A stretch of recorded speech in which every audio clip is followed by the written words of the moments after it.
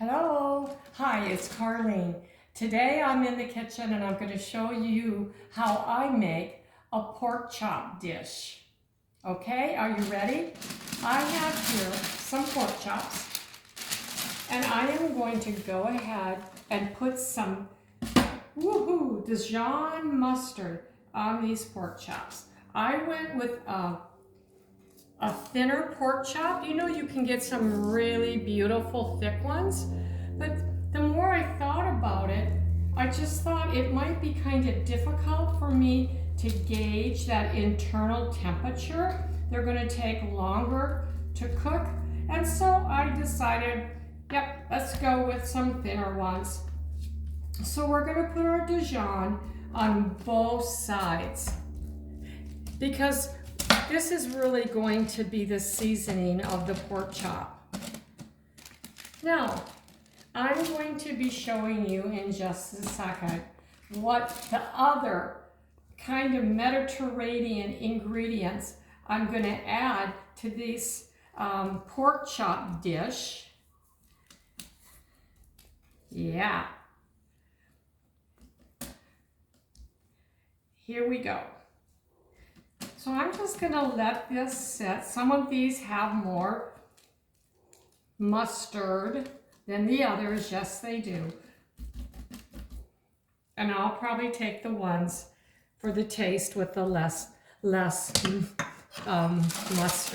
So I'm just going to set this side for a second and I'm going to hop over here. And I put some olive oil. Not too much. Some olive oil on my little heater. I would use my stove, but my stove's over there, so I can't do that.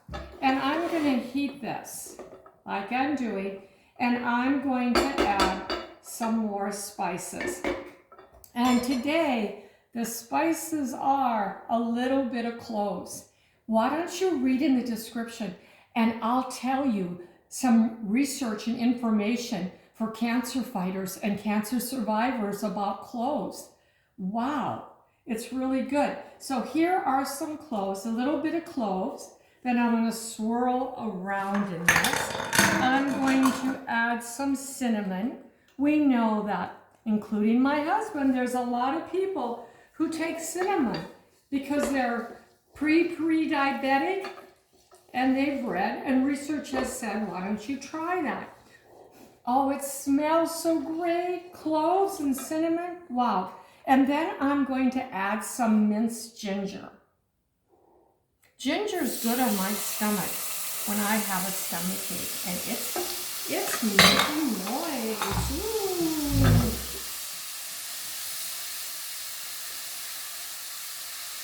Ooh. Boy, is it fragrant.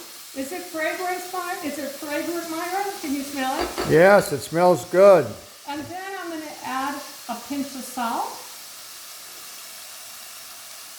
and a little bit, and I do mean a little bit, of liquid stevia. Now, you could go with maple syrup, the one with monk fruit, and that's another possibility. And then after this, now this is too hot.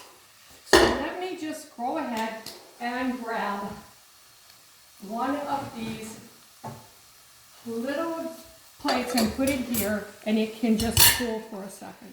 And now I'm going to add 2 more ingredients for today.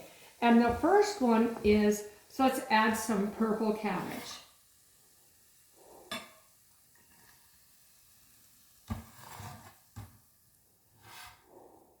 Do you ever cook with purple cabbage? It's pretty cool. I'll tell you something. Look at the color of this purple cabbage. Wow, wow, wow. Look at it. I mean, is it not? Oh my gosh, fascinating. Wow. I was just so intrigued. And there's little white pieces in the purple that offset the two. So some purple cabbage. The actual amounts will be in the description in the recipe. And then the next, I grated this, and I grated 1/2 to 3/4 of one green apple that was not peeled, because in the peelings are the vitamins.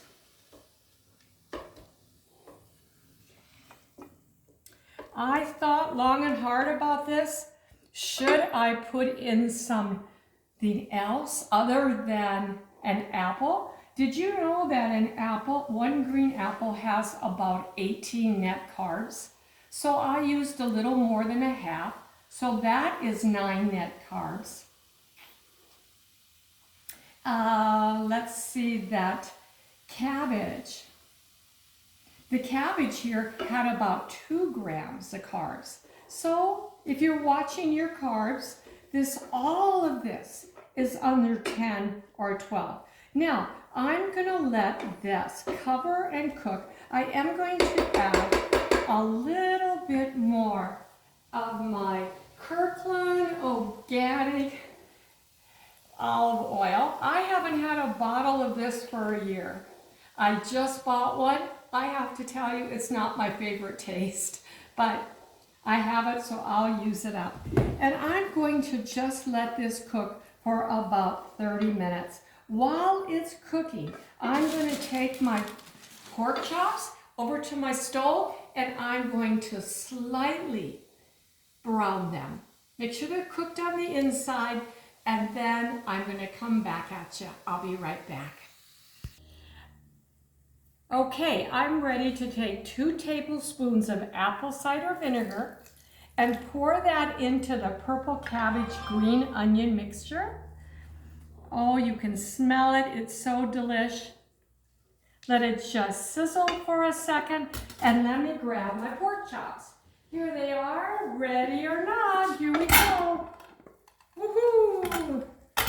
Let's get them out, and let's put our pork chops on our plate. It's really funny.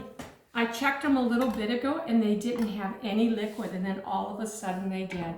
But here's my pork chops.